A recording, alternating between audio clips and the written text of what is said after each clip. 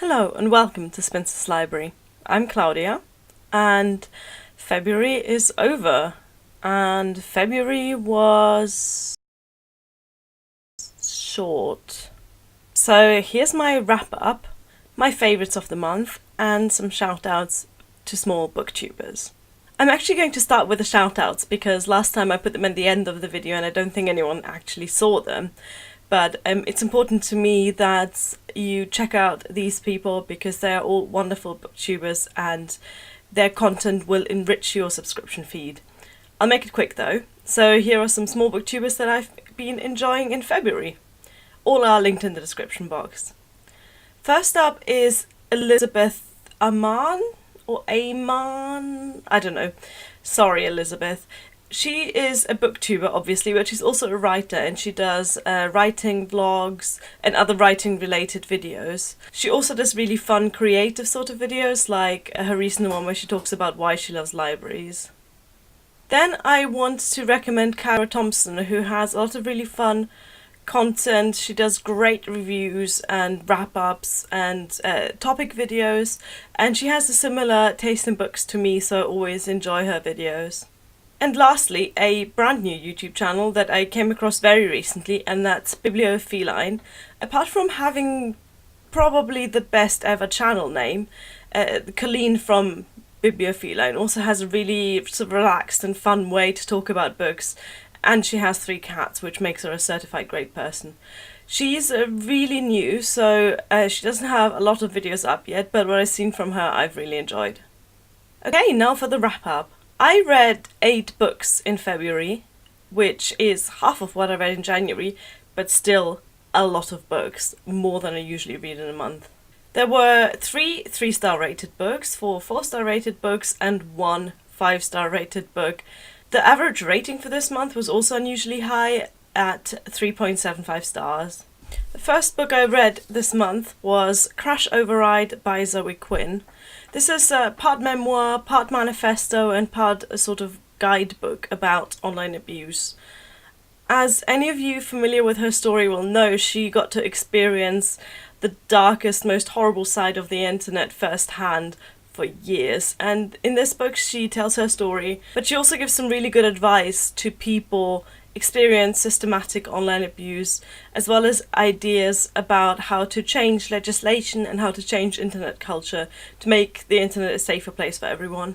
This was a very interesting read, just got the standard rating of 3 out of 5 stars for non-fiction books that I enjoy. I find non-fiction books difficult to rate because in order to get more than 3 stars for me, they have to be really gripping. This was not gripping, but it was very interesting, and I would recommend it to anyone who's interested in internet culture or in Zoe Quinn's story in particular.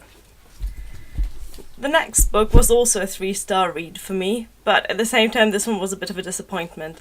This is 1222 by Anne Holt, and it was translated from Norwegian by Marlene Delagi. So this is a very traditional sort of murder mystery with an interesting first-person narrator who is a retired police detective who gets caught up in the mystery, which seems to happen a lot to retired police detectives. Anyway, she's stuck in this hotel in a snowstorm with over 100 other passengers from a train which derailed.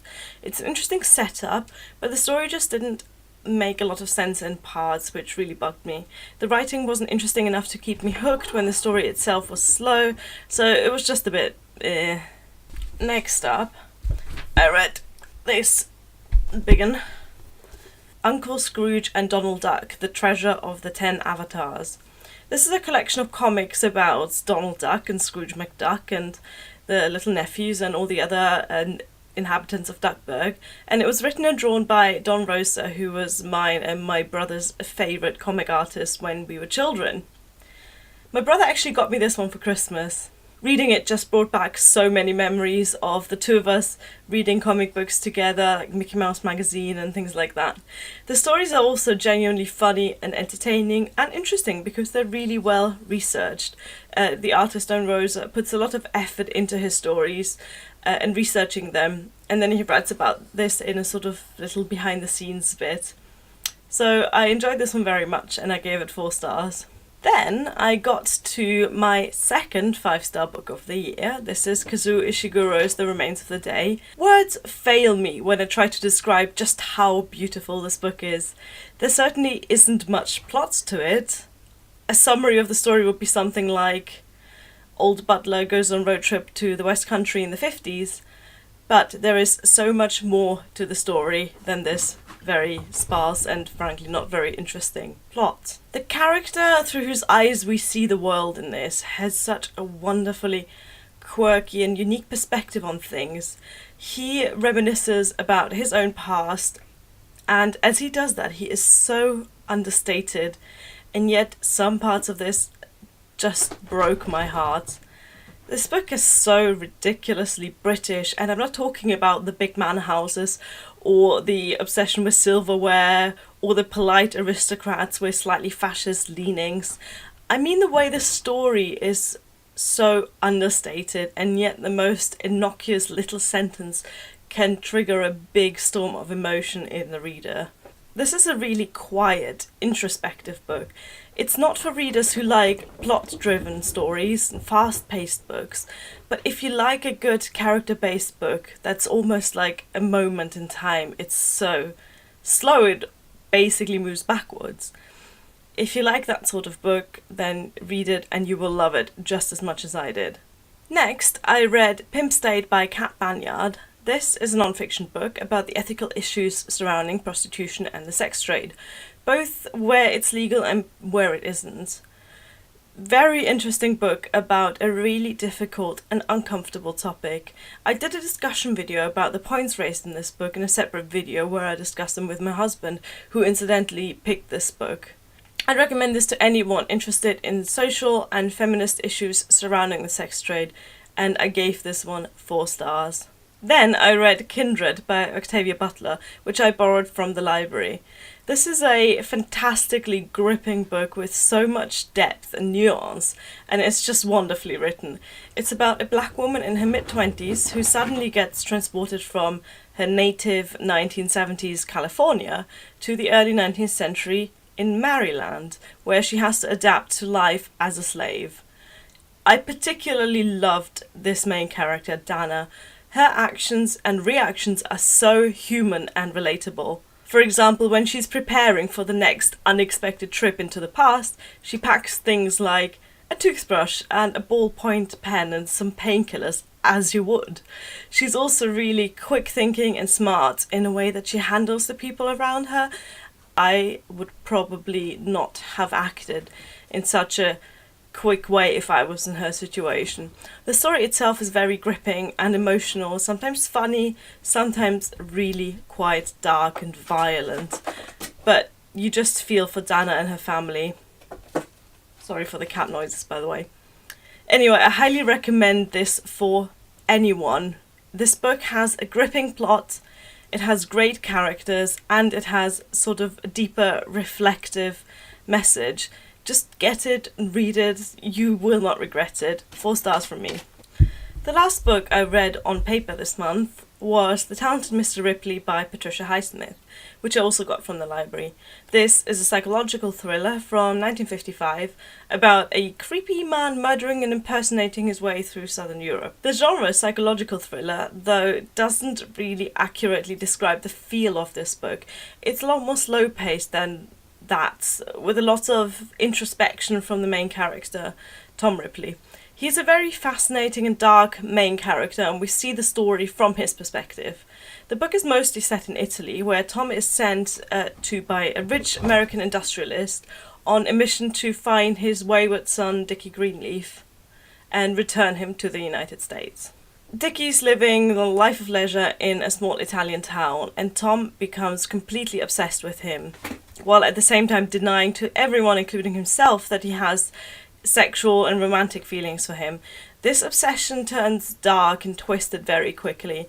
This is a really fascinating book that reads a lot more modern than what its publication date would suggest. So if you're intimidated by 20th century classics, but you love a good thriller, give this one a go. I gave it 4 stars because I did really enjoy it.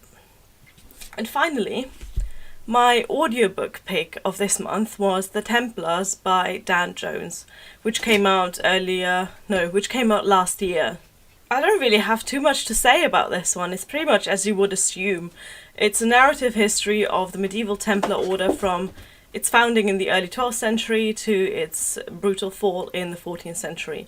It's a very masculine story of war and crusades, invasion, religious power play, all the things that you'd expect. It was interesting enough to listen to, and I gave it 3 stars. It's also read by the author, which I like. Now for the curated bookshelf part. If you don't know what this is, I'm basically trying to purge and refine my bookshelf by getting rid of all the books I don't love. Out of the 8 books that I read this month, 1 is an audiobook, 2 are library books, 1 I will be getting rid of, that's 1222 by Anne Holt, which leaves the 2 books that my husband bought, which are Pimp and the Zoe Quinn book, Crush Override. So I'm going to be putting them on his desk, but I have the sneaky suspicion that they're going to end up on my bookshelf sooner or later. And then the books that I'm putting straight back on my bookshelf are Scrooge McDuck and the Remains of the Day. So out of 8 books, 2 are going back on my bookshelf, and 2 I suspect will show up on the bookshelf mysteriously in a few days. Finally, here is my non-book favourite of the month, and this month it is this amazing foot peeling mask I got off Amazon. You might already know about these amazing products, but in case you don't, this is how they work. They're basically plastic socks soaked in lactic acid, which you stick on your feet for an hour, then rinse them off, and a week later the skin on your feet starts peeling like you've had the worst sunburn ever. If you can't quite picture that, just Google it. I'm not going to show you my peely feet. It's disgustingly satisfying. It's exactly as weird as it sounds, and I love it. Alright, this is all for this month. I hope you've had a great February as well. Let me know how yours went, and let me know what you're planning in March. I am going to go on a charity shop trip again next week, so I'll show you what I get then. Thank you for watching. Bye. You little kiddo. You little kiddo. You little kiddo. Alright, now go away.